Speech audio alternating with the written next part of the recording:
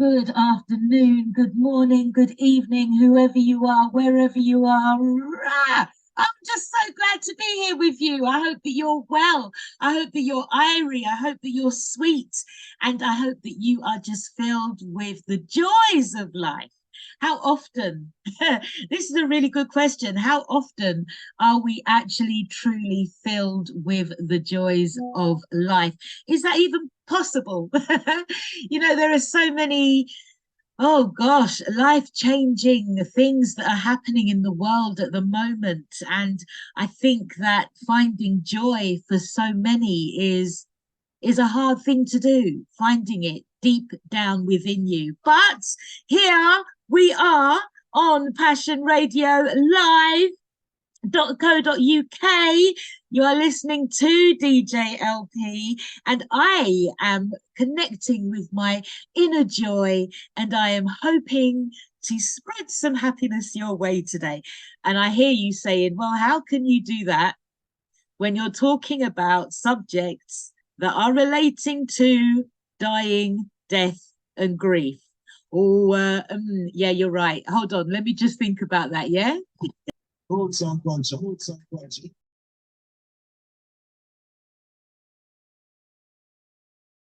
Roots and culture, roots and culture. All right. So as I was saying, I was in the Kinleys last week and they were playing that. And as I walked around, I was just thinking, yeah, I haven't even, it's been a little while since I've played the Heptones, the Book of Rules. Recently, I spoke with King Lion and he was talking about the Bible.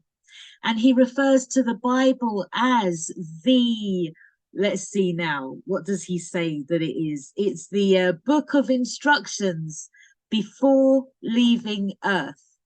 He calls the Bible the book of instructions before leaving earth.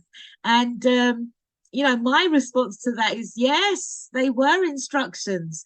And who were those instructions written by? Those instructions were written by the Sibyls a very, very long time ago, who were then, let's say, co-opted and scrubbed out of history. The Sibyls were predominantly women, the first prophetesses, and they were scrubbed out of history.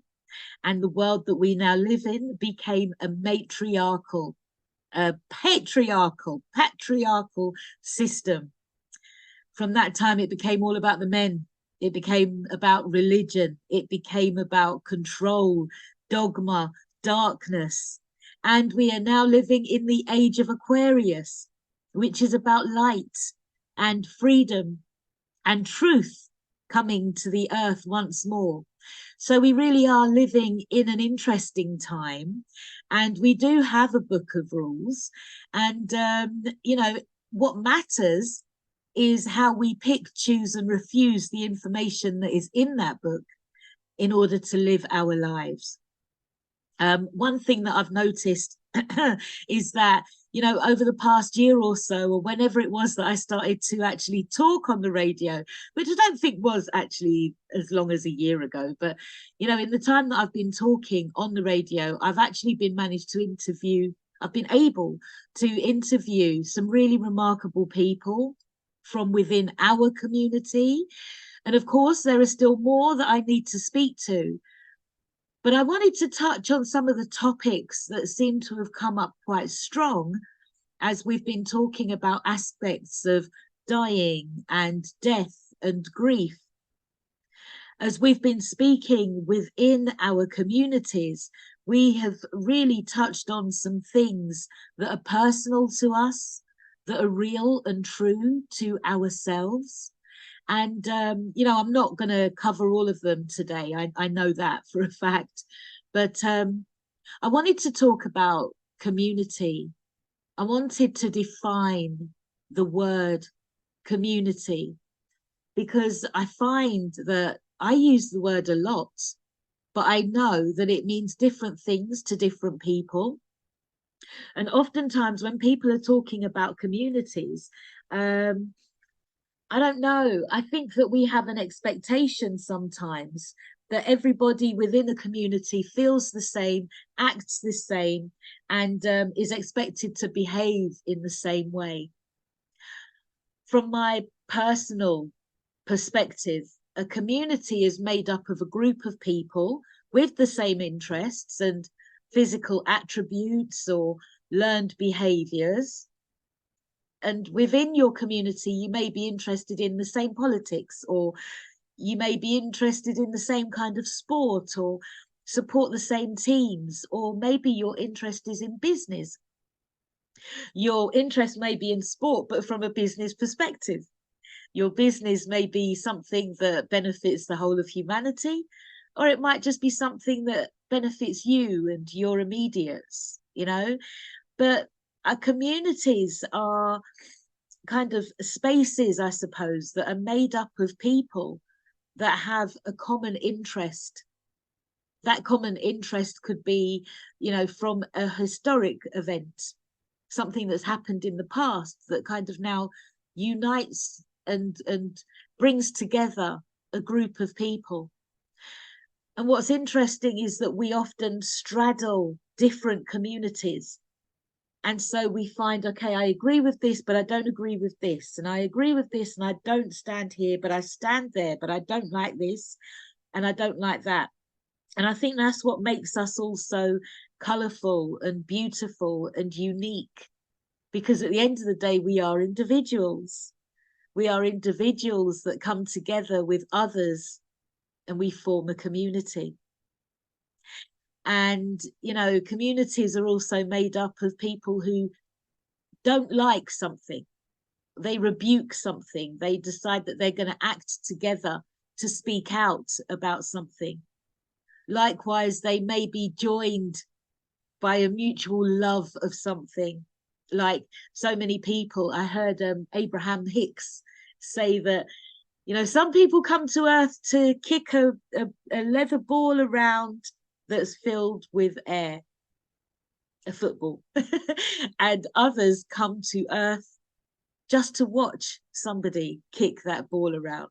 And that alone brings them much delight and happiness. So, you know, we are joined together as people by so many different things, so many varieties of things, and we are all parts of so many different communities. And within different communities, we often gravitate towards the people that look like us or behave like us the most. So I am of the African Caribbean community. I was born in the UK, and as a Black girl, I straddle many different communities. But there's not just one Black community or African or Caribbean community. And I always thought that I was, you know, when I was younger, and I think most people, most children do, up until around the age of 7, kind of live in a bubble and think that the world revolves around them. And then what happens is, you know, they sort of grow up and they realize, okay, there's more to this than what seems to be the initial viewpoint, let's say.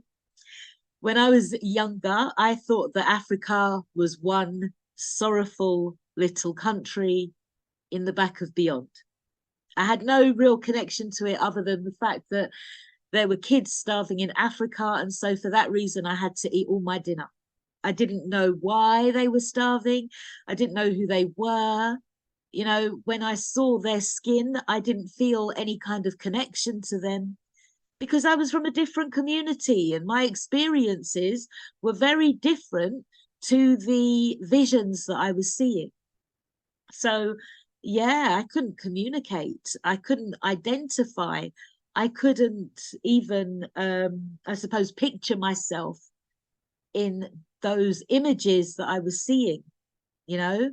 And it was long after I left school that it kind of stunned my senses to learn that Africa was actually a continent, and places like Zanzibar or Ghana or Ethiopia were not boroughs like Wandsworth or Kirklees or Greater Manchester, that they were countries that are far bigger than the island that is UK. And it was more mind-boggling to realize that these are actually well-developed places on Earth that, even though myself and people who look like me were discouraged from going to, many Europeans were setting up home quite happy and quite comfortable in these rather industrialized countries. It was amazing for me to learn that.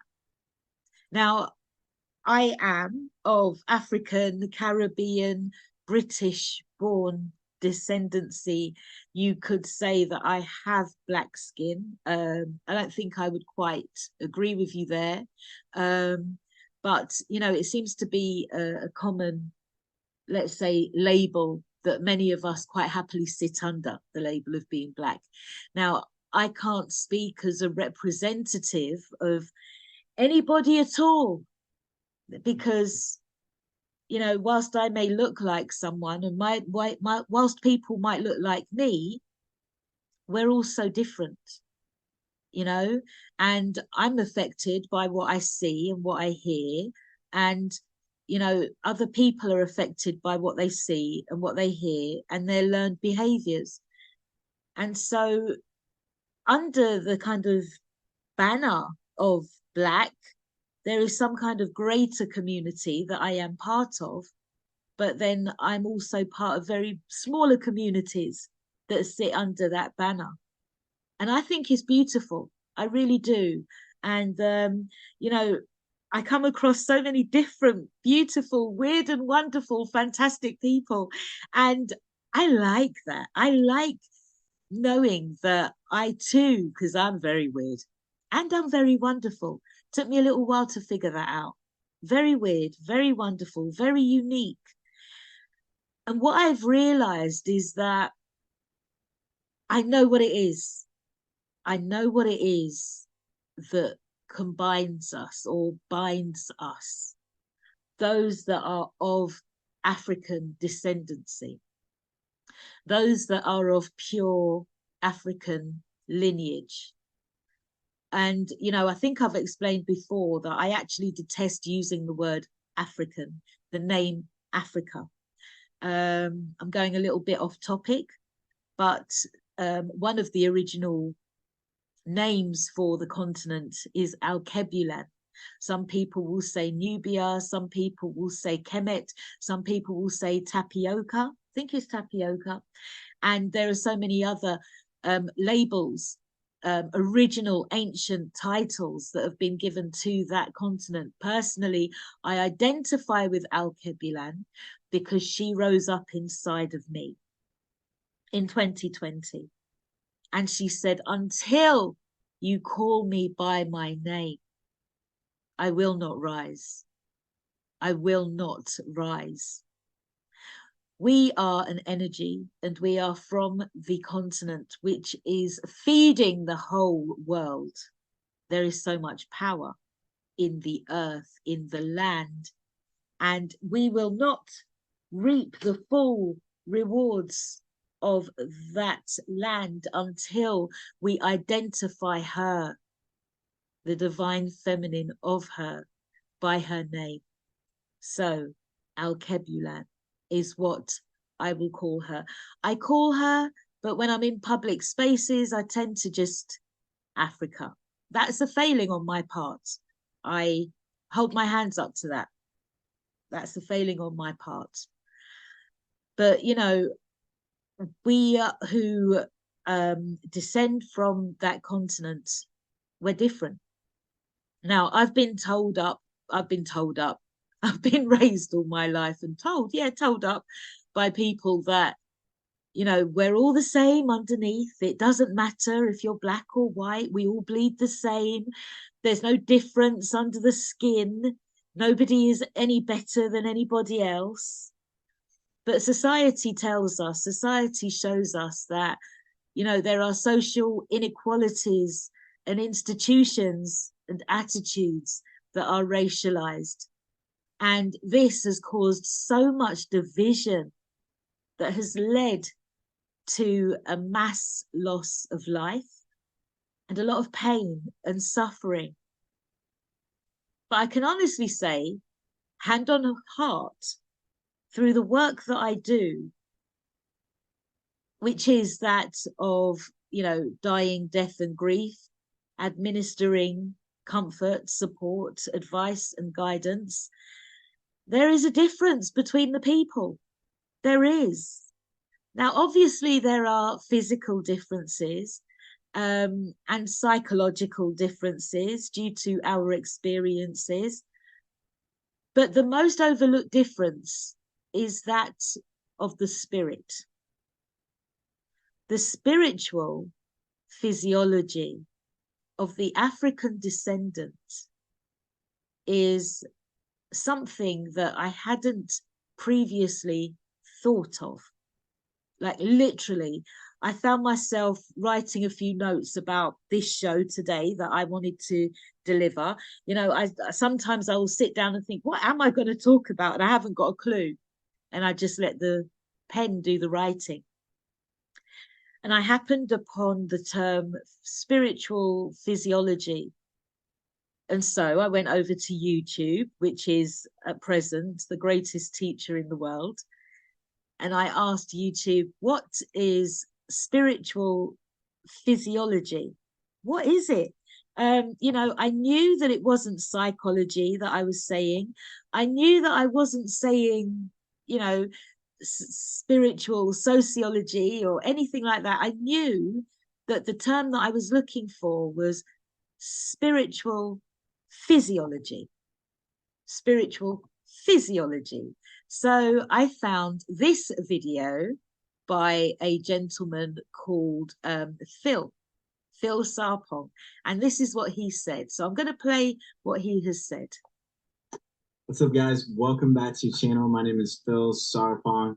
Hope you guys are having a great week. So for this video, I wanted to talk about spiritual physiology. So for anyone that doesn't know what spiritual physiology is, let me just start by explaining what physiology is. And so physiology, if you've ever taken a science class or if you're a pre-med or a pre-medical major, health science major, you know that physiology is the function of the body, right? So where anatomy is learning about the different structures of your body related to where your lungs are, your heart, your gallbladder, your kidney, physiology is the function of those structures. And so physiology is going to tell you, okay, this is what the heart does, and this is how it does it, right? The reason that I bring those two words together, spiritual physiology, is that it's basically, in essence, the function of your spirit. Why do you have a spirit? What is your purpose? What is your deeper meaning behind your purpose? And one of the best ways for me to describe spiritual physiology is actually to use physiological terms like the heart, the lungs, the kidneys, to describe how that can relate to our spiritual nature. And so the best way that I can describe this is by actually showing you guys the book that I wrote, which is Spiritual Physiology. And in this book, I take you through basically your spirit, what it means to have a spirit, your function of your spirit, the purpose of your spirit. But I also take you through a lot of physiological terms. So if you're a pre-health science major, whether it's dentistry, medical, pre-optometry, pre-dental, whatever it is, you could be learning about your spirit, but you could also be learning about your lungs at the same time. And what's cool is that the Bible actually has a lot of biological and physiological terms. The Bible says a lot about the heart. It says a lot about our hands and our feet and the anatomical structures of our body. But it also goes even deeper, talks about the mind, talks about the will. And so basically, I'm using those terms in the Bible to describe how we can view our spirits in a more tangible and more physical way. I feel like for me, I wrote this book in going through some pretty dark times where I was trying to figure out the reason and my purpose for my existence. And I knew that I loved the human body. And so I connected my knowledge of the human body to my spirit. And so this book is for anybody that's interested in learning more about the human body, or even if you're not a pre-health science major, you can still read this book and learn about the human body in relation to your spirit.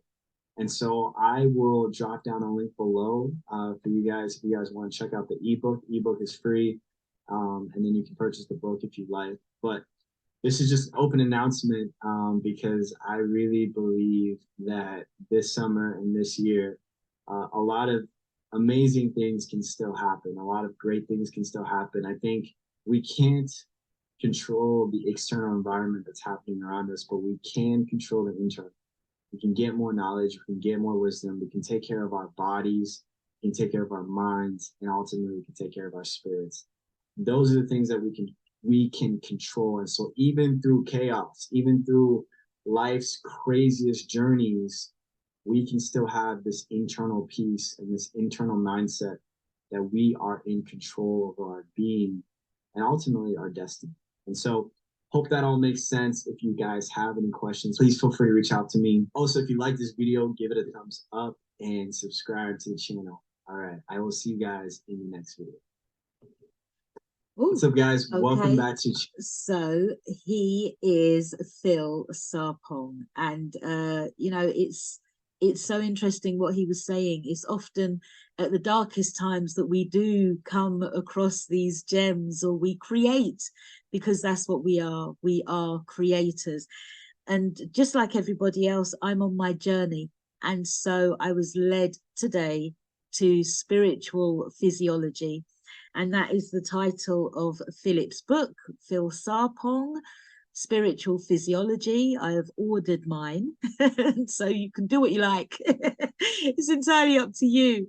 But, you know, there is a connection.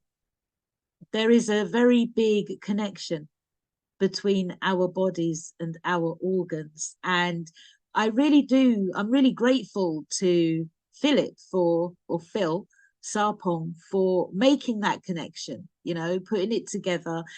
Even before I get the book, I know I want it. So he was born in Accra in Ghana, and he was raised and educated in America.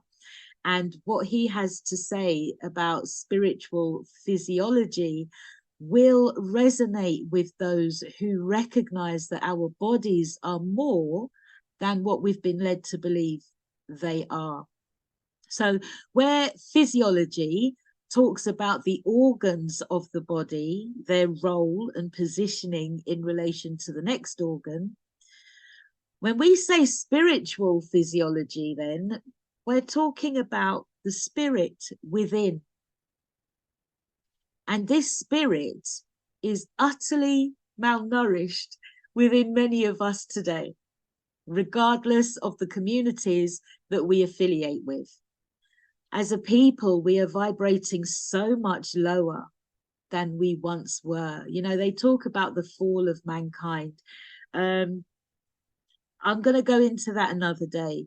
Yeah, but what I will say for now is that when you hear of people who are working within secret organizations at 33 degrees, you know, the 33rd degree, we were higher than that.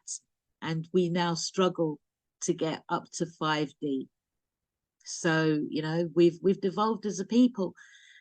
And the reason why I talk of the community is because we are individuals, but as individuals, we are as important to our community as the organs within our bodies are to us. Our bodies are members of our community. There is so much that's going on within them, and we're so completely oblivious to it. Let me break that down. Your body, my body, it claps, is here. Your body is a community. And within that community, you have heart, you have liver, you have kidneys, you have spleen, you have blood, you have bones. There is a spiritual component attached to each organ, each cell, every bone, our water, our blood. And when we experience illness, It is because the spiritual aspect of the physically manifested organ or component has broken down in some way. Let me explain. We experience the breakdown. We experience the physical manifestation of pain and suffering and illness when a spiritual breakage or blockage has occurred within our bodies.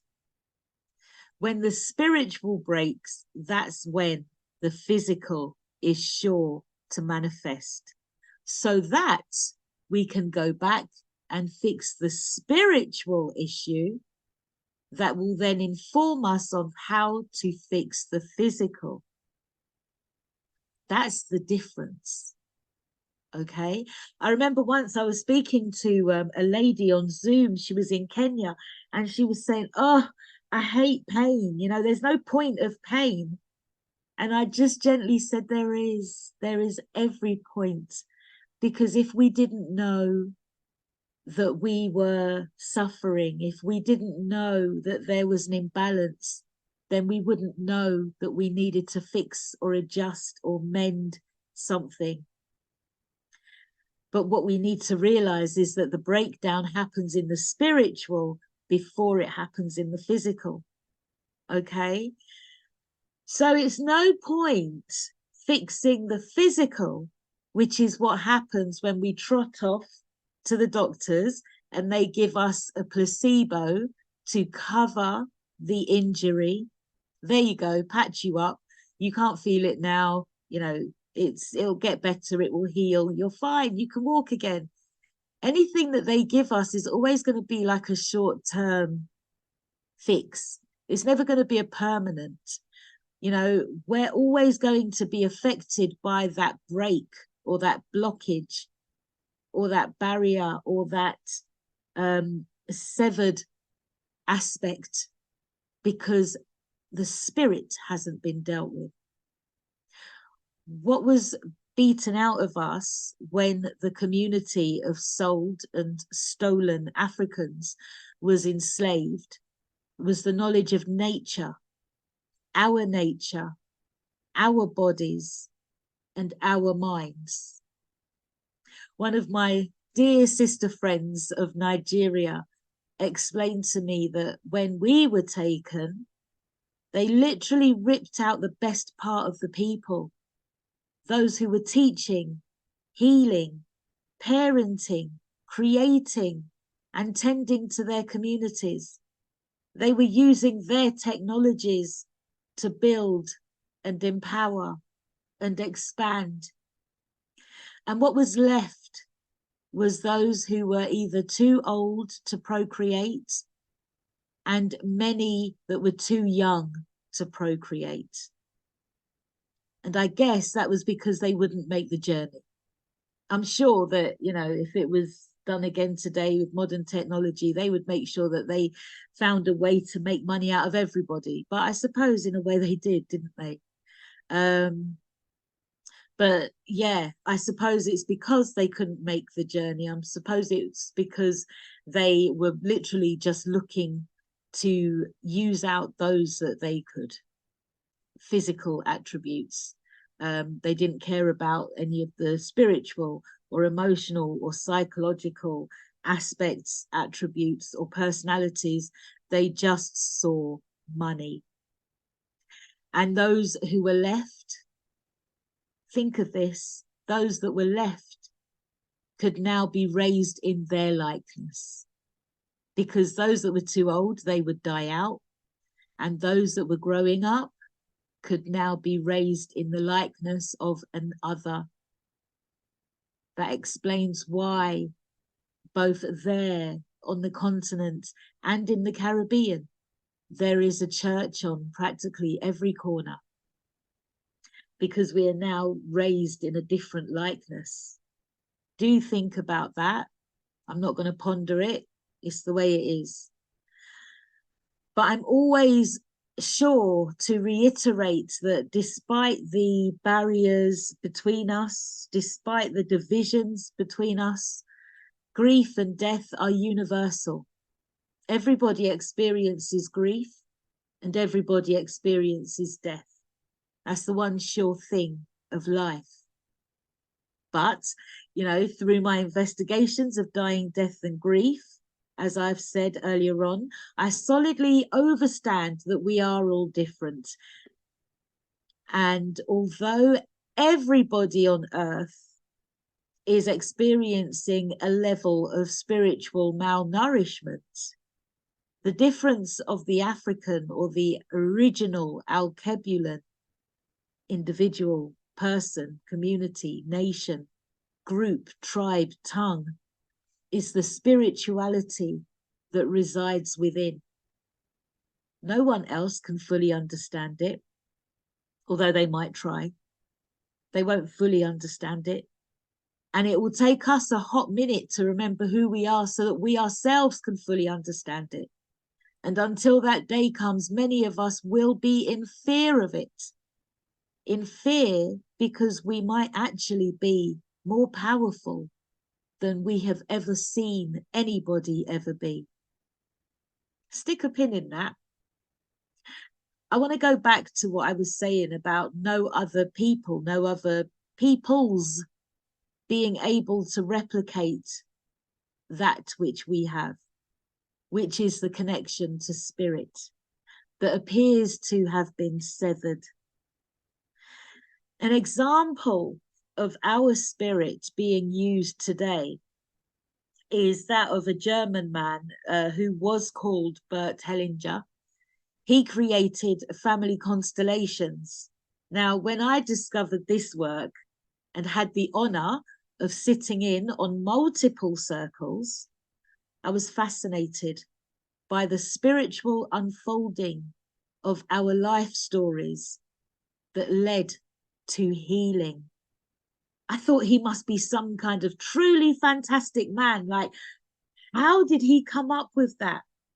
Family constellations have all of the ingredients. They incorporate the community, the family, the individual. They bring about healing for the individual, for the family, and for the community. Beautiful. Bert Hellinger died in 2019, and he had worked for 16 years as a missionary for a Catholic order among the Zulus in South Africa. Let me say that again. Let me just repeat that. Bert Hellinger, who died in 2019, had worked for 16 years as a missionary for a Catholic order among the Zulus in South Africa. There he was intensively engaged with the influence of group dynamics. Yeah, he was intensively engaged with the influence of group dynamics. He saw how it was played out within the Zulu community. He learned about the ways in which the community heals itself. And he created his own spin-off version that you can learn for the best part of 10K. Trust me, when I first found out about family constellations, I was like, I have to learn how to do this from him. I have to go to Germany. I have to find out how he did it so that I can help my people, so that I can do whatever I can to just help us to wake up. Then I found out, hold on, is that who you learned it from? So maybe I just have to go to South Africa, innit, and learn from source. This work, the family constellations piece of work, is now entirety it's held now in its entirety within the organization, the official holders of Bert's body of work. It's completely whitewashed. And the Zulu community from which this work was generated, I'm sure, remains no better off. But they have something that those who have taken it will never have, and that is the spirit. In the days when I was learning how to manifest, you know, using the laws of attraction and all that kind of stuff, in the days when I discovered The Secret and all of that, I was on my journey, which I still am. The aspect or the thought of learning family constellations was at the top of my list consistently. I have to learn it. I have to have it. I have to learn it. I have to have it. I couldn't master the money. Like, I couldn't do it. As a single mum with 2 children, with a mortgage and then without a mortgage, it just couldn't happen. There was no way that I could do the training. But it's interesting because I've gone on the website today and I've seen how it's grown and how so many people are working with it. But I do wonder how many people who are benefiting from it are able to afford it and look like me. It is the height of cultural appropriation. You know, the model of family constellations show an example of the indigenous being led away from their natural source for a Catholic teaching, far less superior, yes, I said that, but more cunning and able to rape and monetize the manipulation of spirit for the good of those who are able to pay for it. I said that, and I don't take back my chat. Now, there are many models of healing that are out there that are just as effective as family constellations, and that are originating from the lands of Alkebulan. So many. And naturally, of course, that's the case. Yeah, because whilst people like me were sitting down watching these adverts on television when I was younger, thinking, I'm not like them.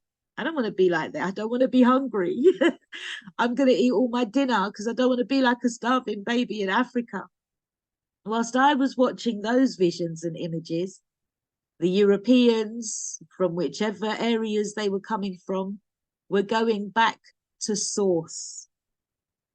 They were going back to source, and they were raping the land for whatever they could get out of it, adapting it and making it look like it was theirs, making us feel as if we are worthless.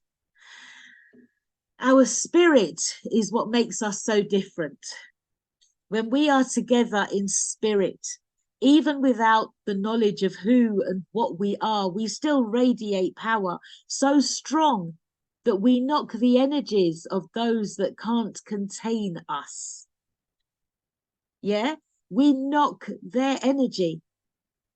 And that's why they have to keep us in low energy situations, vibrating low. When we are free to be ourselves, we cannot be contained. We can't be controlled. We take up every space. Our energy radiates. We are a great and wonderful people. So sometimes you might ask yourself, well, why the black man? Why the black woman?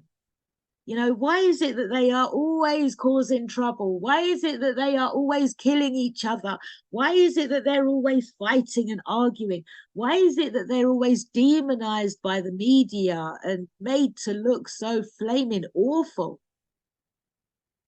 Because we are something entirely different. We are beautiful and we are wonderfully made.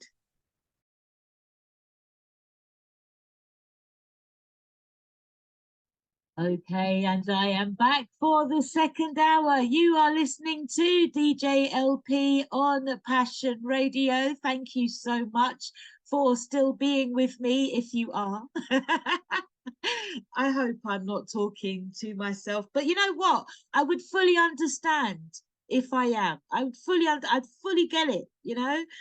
People don't really want to be talking about dying, death, and grief. And You know, it's not a form of entertainment. This is not an entertainment show. This is more of an educational, you know, this is what's going on. This is who you can reach out to. This is where the help is. This is where the support is. This is who and where we are when you need us. It's that kind of show. It's that kind of show that you can tell to others so that when that time comes, you know, oh, you've experienced a loss. You need to get in touch with, or you can contact the people then who have founded FACFO, which is the Federation of African and Caribbean Funeral Operatives, from which you can find the right people who will help you with at the right time and give you the advice and the guidance and the education that you need. Yeah, you can contact the people then who did found DIPISM. DIPISM stands for Death in Practice. Both of those organizations are mine. I am the people then, but I also work with an amazing array of people. I am connected to an amazing array of brothers and sisters, and every day I'm having conversations with new people and old people who are just giving me nuggets and wisdom that I'm able to share, and I'm also able to connect to other people too, so that they can grow and enhance themselves, their lives, the lives of those that they love, and others to forward in this journey that we have come to know and love and identify as life.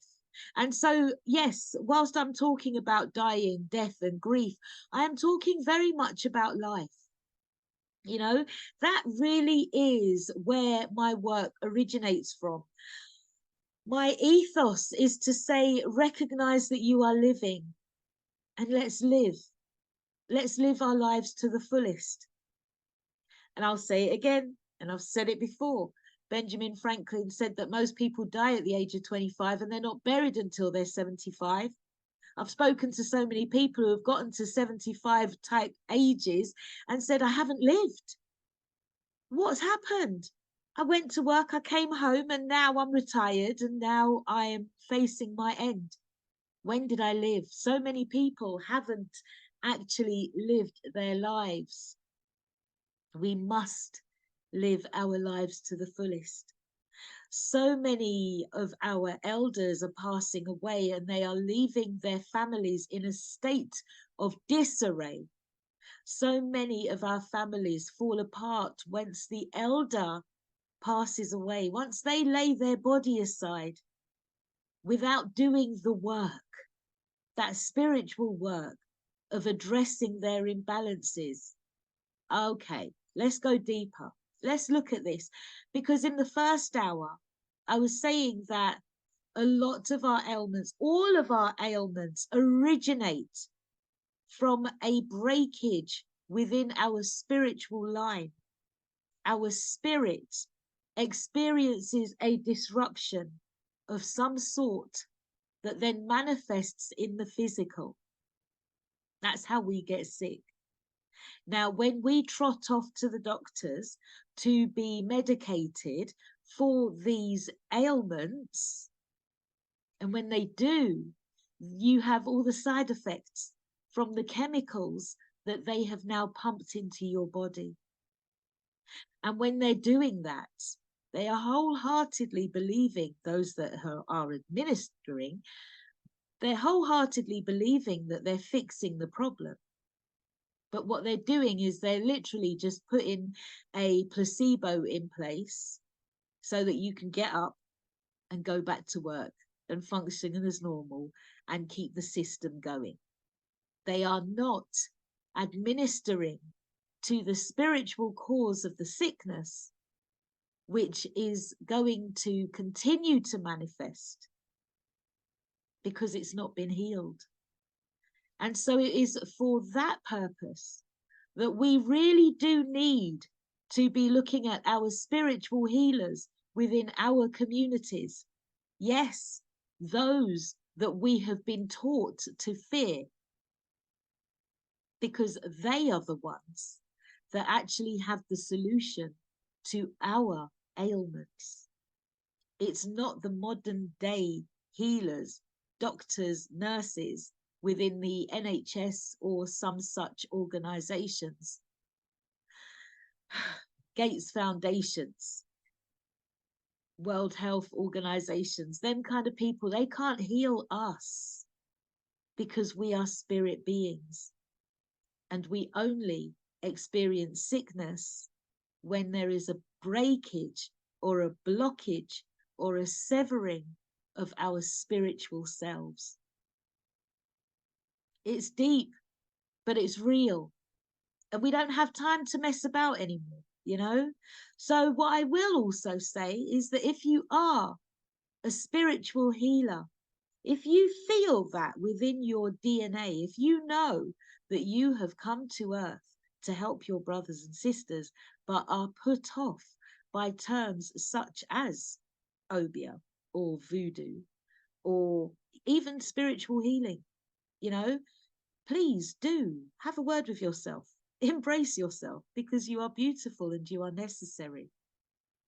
When I was younger, very early on my journey, I was attuned to Reiki. To be honest, I was attuned 7 times. I've had about 7 attunements, and I don't do Reiki now. Very early on that journey, I realized that there were 2 types of Reiki, the Eastern and the Western. And the lady that was teaching me Reiki refused to teach me the Eastern, which she said that she knew, but she wouldn't teach it to me. Oh, now I don't know why. I then went, or I was found rather, by somebody else who does Reiki, and he came to my home and he attuned me. If anybody ever says to you, don't do a naked attunement, yeah, mark my words, don't do it. But nobody tells me what to do. So I had a second lot of attunements. And yeah, I was given a lot of knowledge, a lot of paperwork. In those days, I was too young to appreciate it. I took it back to my first teacher and said, look what I've got. Look what he gave me. And she said, oh, can I borrow that? Can I have a look through it? Never saw it again. And then the third person came into my life and was like, you know, I'm a Reiki healer. I am a master. I'm like, yeah, well, I'm a Reiki master as well. But yeah, okay. Oh, but you haven't had mine, and mine is more superior. Okay, all right, do what you want to do in it. So I got my 7th attunement from this young lady, and yeah, nothing changed. It didn't change my opinion, and it didn't change my outlook on life. When it came to Reiki, my opinion is this. Mrs. Takata came over to the West with this Reiki healing, and she adapted it to suit the Christian ear. So there are elements of it that were left out because they would have been deemed too radical for people to get their heads around, those who are indoctrinated in Christianity.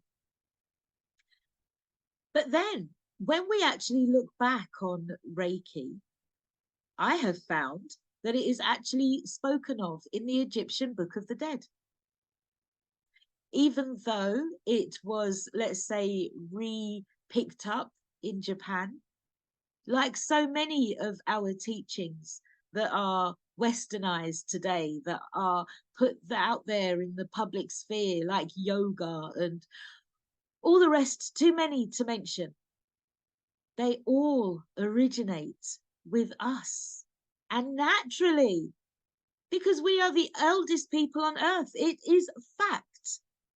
Lucy, her name was Dinquinesh, yeah?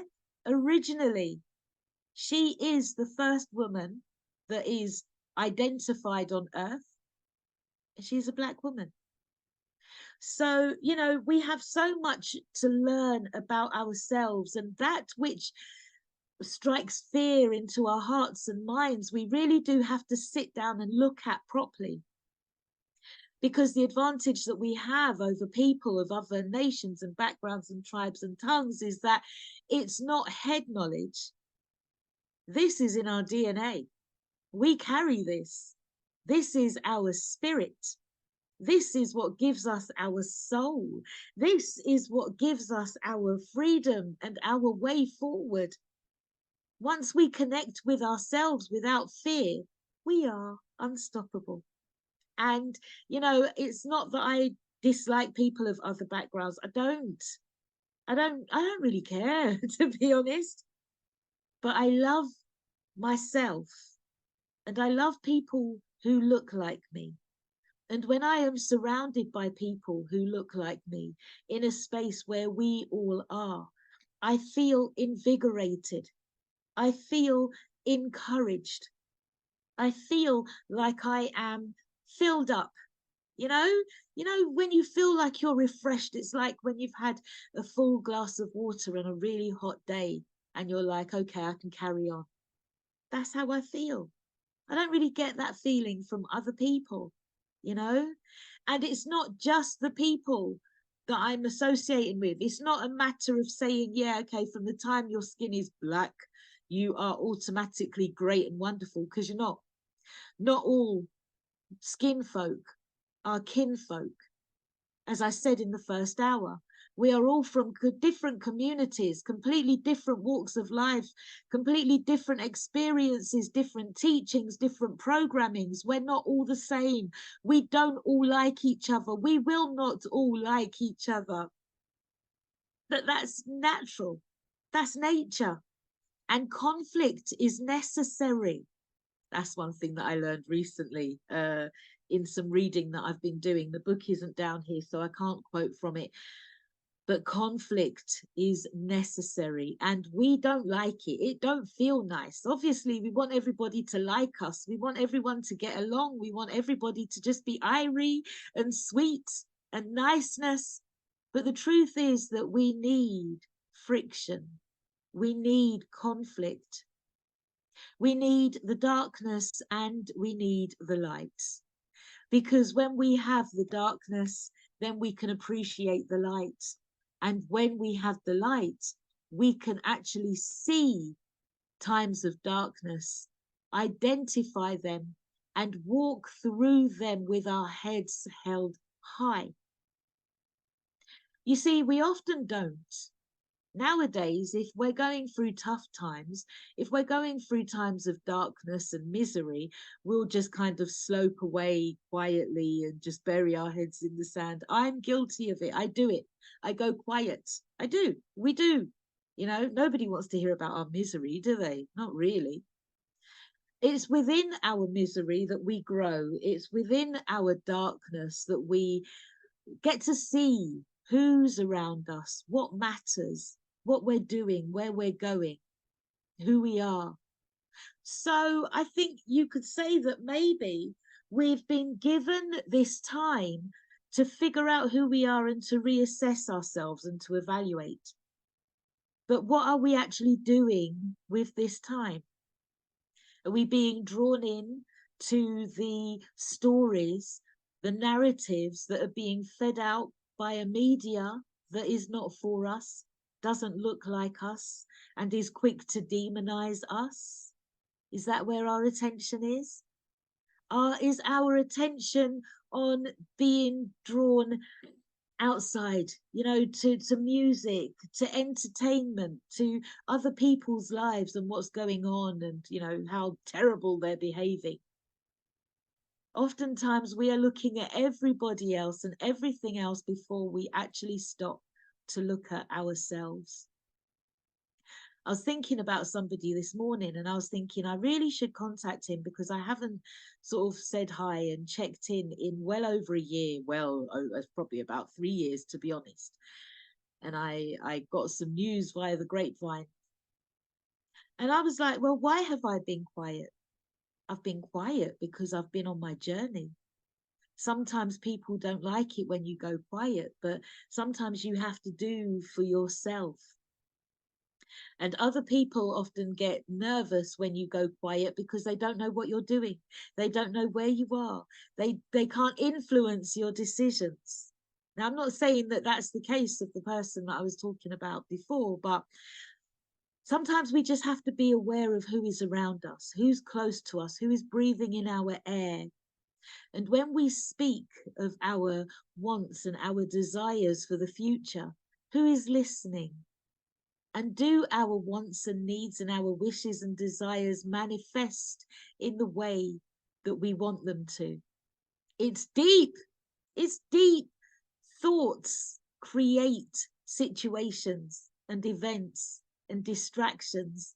And when we are sharing our thoughts with other people, regardless of who they are, they could be your fleshly brothers and sisters for all I care. People will always look like they have your highest good at heart, always.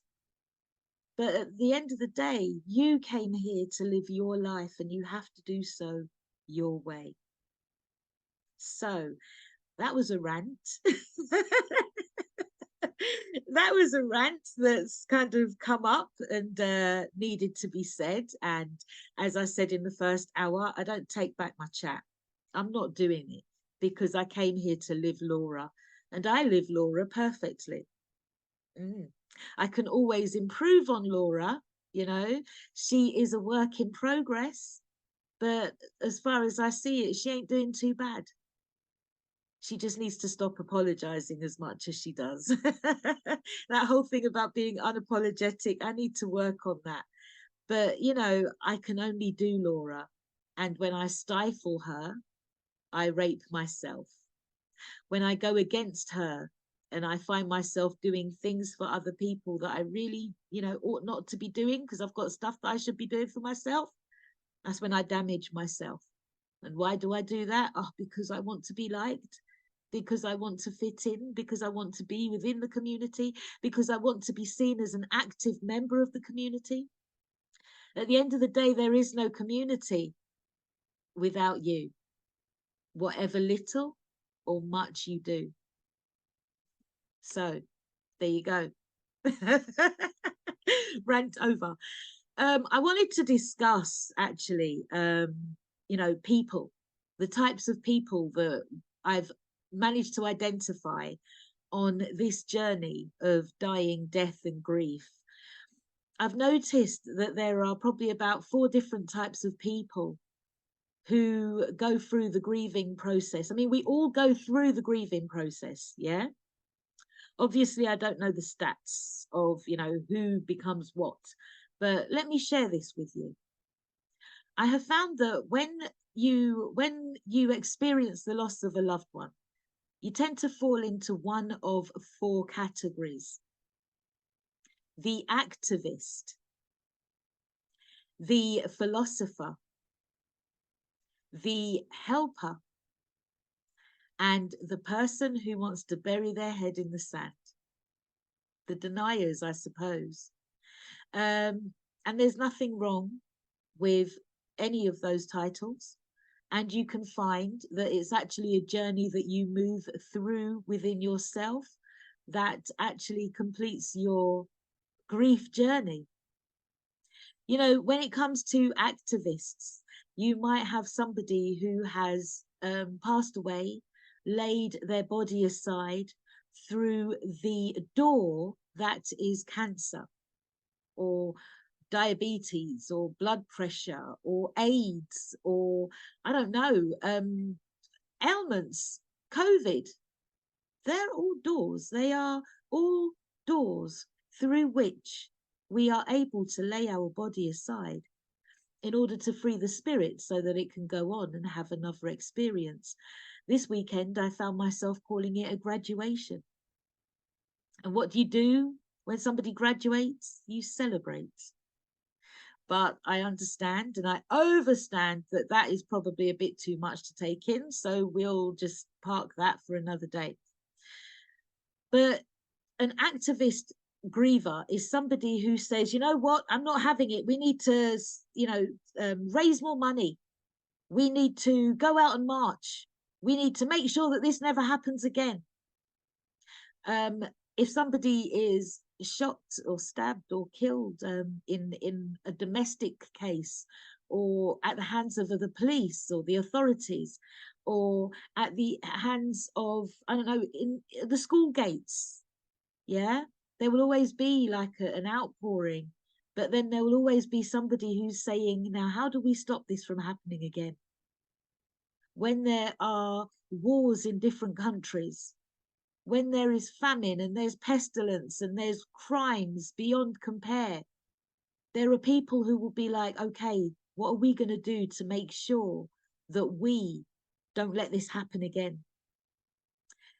Which reminds me about Atlantis. There was an island or a country, there was a landmass called Atlantis. Google it, because we don't have the time now. We don't. But the motto after that landmass was destroyed was never again Atlantis.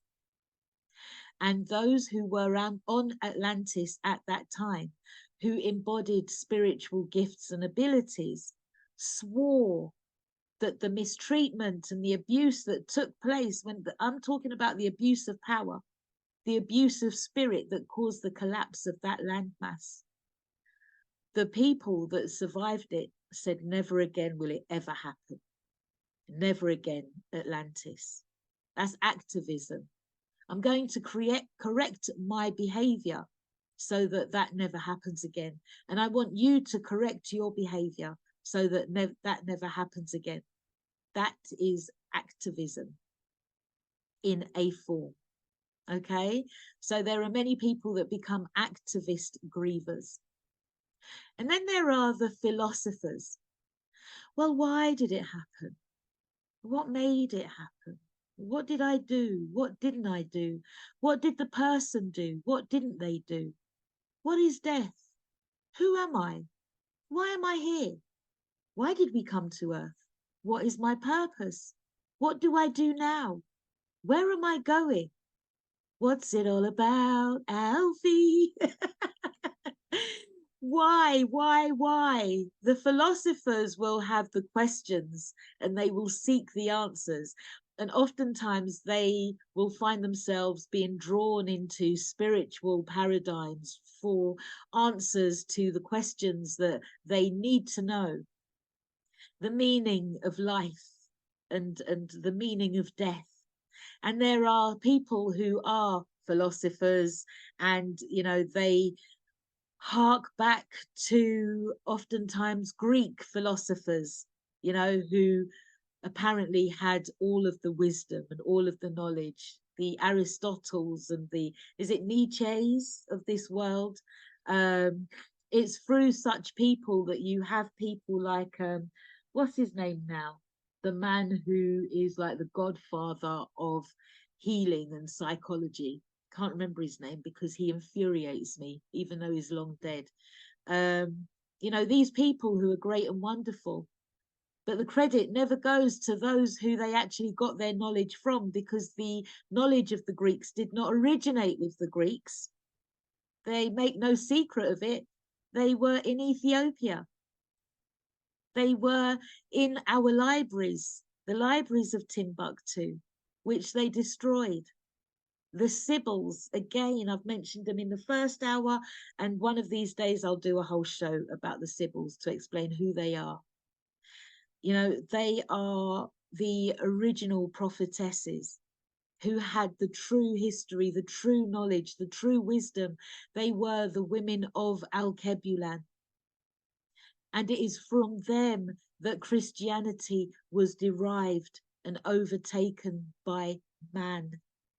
And it is from them that astrology was then broken down, mathematics, astronomy, physics, science, numbers, numerology, and everything, was broken down and basically bastardized so that our minds can be controlled and captured by people who only seek to use us as batteries to power their system. Now, as I've said, we are living in the age of Aquarius. Light is hitting the earth. Those systems are collapsing. I don't know, 10, 15 years ago, I had a blog. It was called Dipsy-Aura. I could never have spoken as outwardly as I'm speaking now, although it's the same knowledge that I knew back then. But it wasn't the time to talk about it because we were still in the age of Pisces. The age of Pisces was about darkness, it was about dogma, it was about misery and control. A lot of the stuff that happened in the darkness is now coming out to light. That's why we know about people like Jimmy Savile.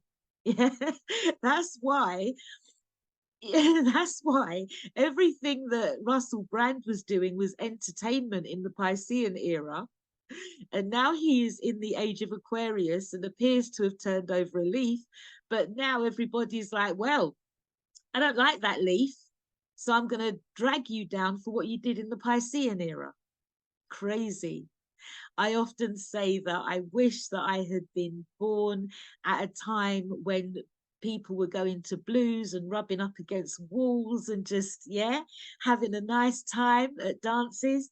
But actually, I'm so glad that I am here to see the world change in such a spectacular way. And I'm glad to be a part of it, however little, because I'm sharing knowledge and wisdom and truth that you may not be listening to today. You may not pick it up today, but you will do in the future. Just like back then when I was learning Reiki and I was given all this great information, paperwork, a bundle of stuff, and I handed it away because I didn't appreciate what I had. And that is why so many of our teachings are hidden, because history has shown us that when we are so kind and loving and giving as people of Alkebulan, others will seek to take what we have and they will make it into their own, monetize it, and hit the sky with it. And they will give you little, very little in return, which is why we are where we are as a people, as nations, as communities. It answers the question that we're asking: why is it that this is always happening to the Black man? Why is it that the Black woman is always seen as so low? That's why. We are the creators, we are the originators, and we've got it going on. We've got rhythm, we've got soul, we've got music, we've got food, we have an abundance of energy. And within us, we carry the spirit of nature. We are nature. Going back to the four categories that I was talking of before, because what I tend to do is kind of go off on a tangent. So I'm reeling myself back in like a real bad man. For those of you who know, you know. There are people who will experience the loss and then they will decide that, you know, I have to help others.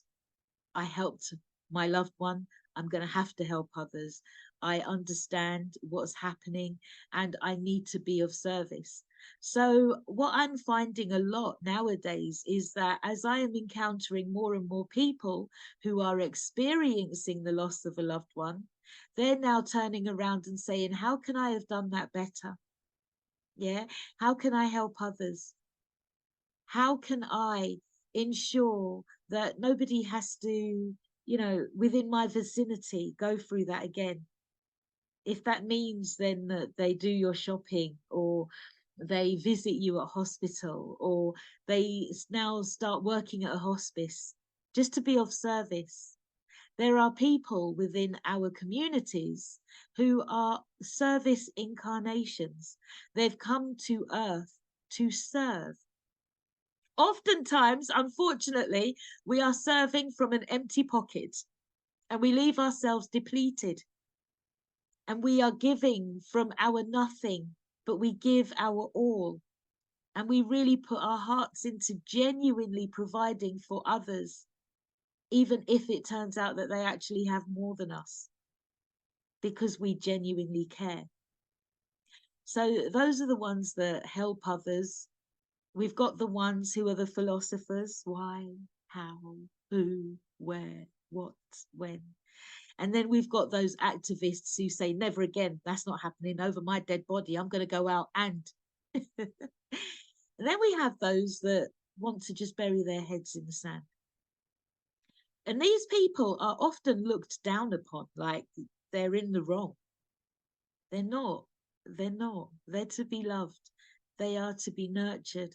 They are to be embraced. Denial is real. None of us really want to think about a future when we're not going to be on earth. We don't want to perhaps consider our mortality. One of the reasons why I got into this work in the first place was because one day when I lived in London, I was washing the dishes and my nose was running. And I just said to my daughter, look, just wipe my nose for me. And she was about 7 or 8, maybe. And she said, ew, I don't want to wipe your nose. I said, in the future, you're going to have to wipe a lot more. And she turned around and said, surely there's somebody that I can pay to do that for me. At that point, I knew that I was in trouble. I knew that I had to think about my mortality and plan ahead for the end of my life so that I can make sure that the people who are looking after me are of a standard that I have approved, so that I don't actually have to think about it at that time.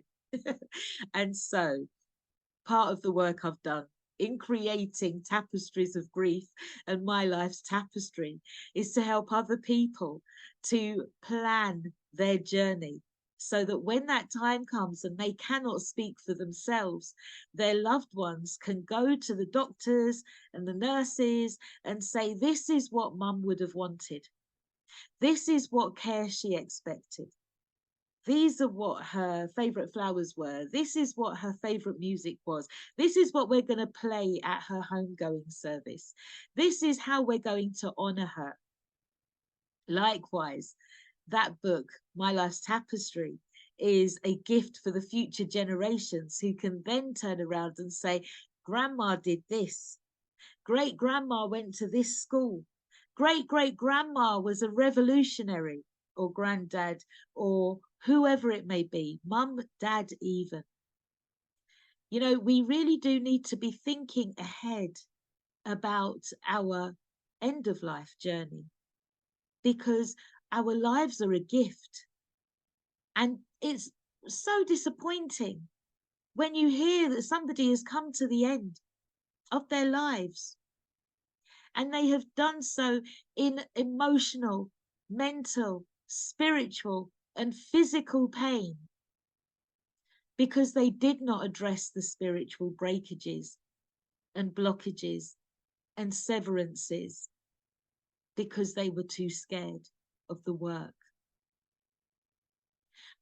I speak deeply. I speak from my heart.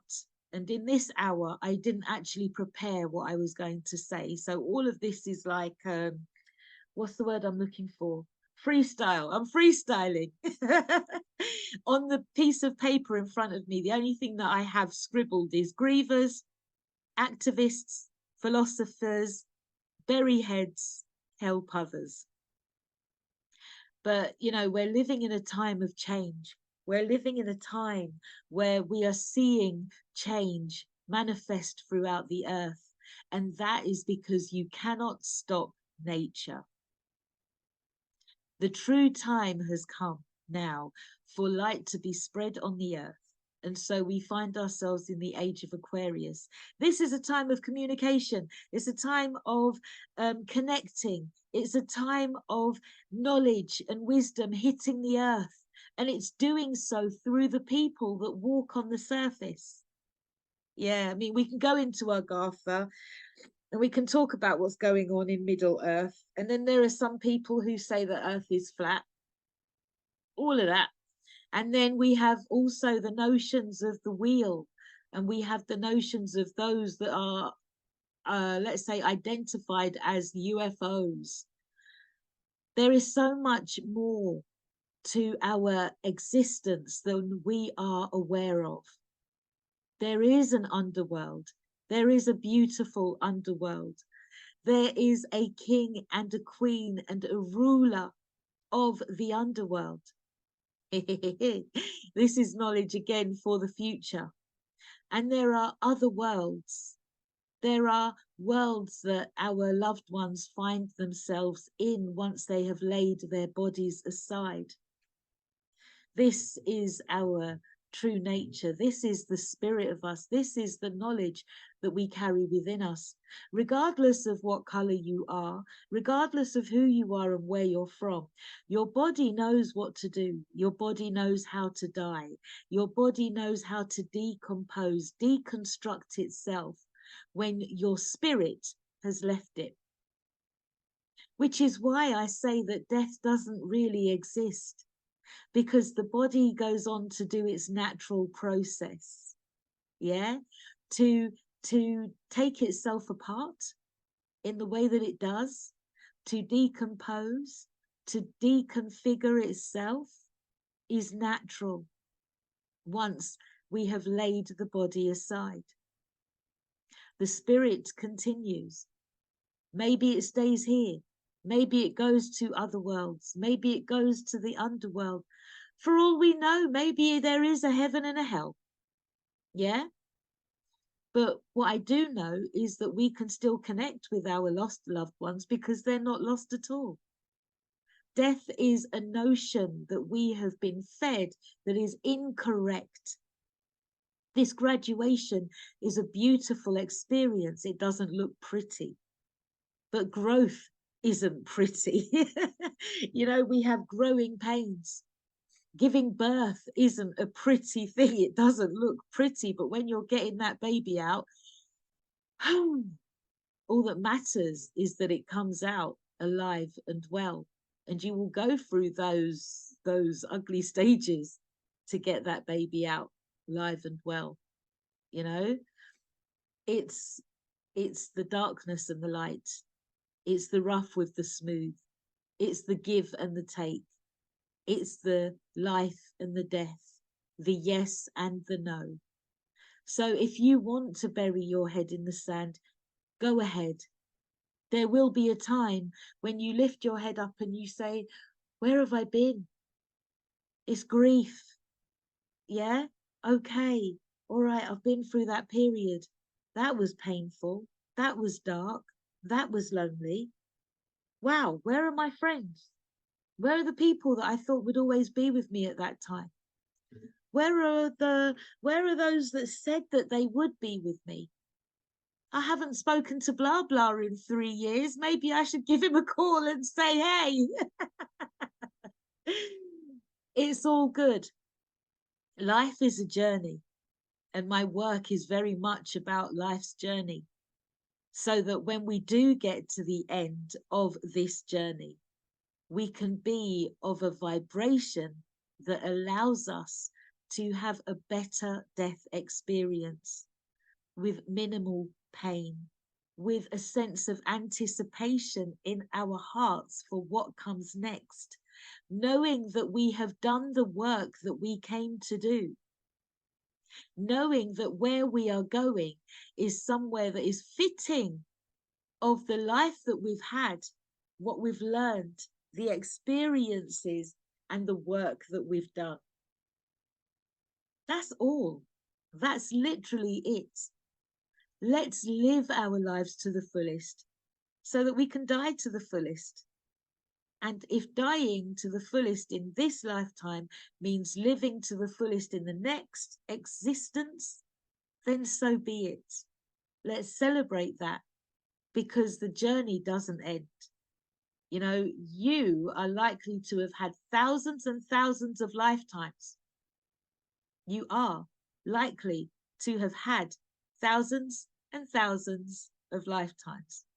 Some of us have only had 20. And others of us have had less than that, and others of us have had more than that. Okay. All right, this is what I'm going to do. We're coming to the top of the hour. I am a clinical hypnotherapist. I became a hypnotherapist because I realized quite early on, actually, when 9/11 happened and I found myself in New York. And I came home and I was telling everybody, this isn't what it looks like. And everybody thought I was crazy. I realized that actually everybody's in a trance. My people, especially, are in a coma. How do I wake them up from this hypnotic trance? The television works on this hypnotic trance, and it is implanting lots of different sequences into the brain that are controlling people. Education is doing the same. We put our children into education and they are enrolled into systems where they are taught by donkeys when they themselves are the fruit of lions. How can we break this trance that we find ourselves in? I became a clinical hypnotherapist, and through my work, I do past life regressions. Through my work, I partake or participate in spiritual healing. And when I say I participate, I mean that. I participate with spirit who lead the way. So if you have a blockage, if you have a pain, a disruption, if you have experienced a severance that is manifesting as a sickness, a physical sickness, an emotional sickness, a psychological sickness, then you can contact me to get to the bottom of your spiritual ill so that we can readdress the balance, so that we can revolt you, yeah, and get your volts back up high, get you vibrating on the level that you're supposed to be in, and move you forward. And you know what? If I can't do it, I know a man and I know a woman and several men and several women who can. And that's why I created FACFO, which is the Federation of African and Caribbean Funeral Operatives. If you are one such person who works at end of life, within the funeral environment, within the death sphere, within the grief, healing and bereavement, spiritual therapy sections of life, dealing with death and life, then please contact me. At present, it is free for you to register your details on the FACFO directory because your community need to know who you are and where you are. We are about to experience a huge and massive breakdown in social life. There will be a massive onslaught of death that is imminent. We need as many hands on deck so that we can catch our loved ones when they fall, and so that we can help those who love them to get through the experiences that we're about to have. I do not mark myself out as the person who's going to save humanity, although I might be. I might be. But what I'm saying is I'm still learning and I'm still on my journey. Okay? And if you think that you have nothing to offer, then think again. I need you in my community. I need you in my world. I need you in my life so that I can be the best person that I came to earth to be. I can't be the full manifestation that my ancestors envisioned for me if you are not in place. You see how important you are? You're great. You're wonderful. You're necessary.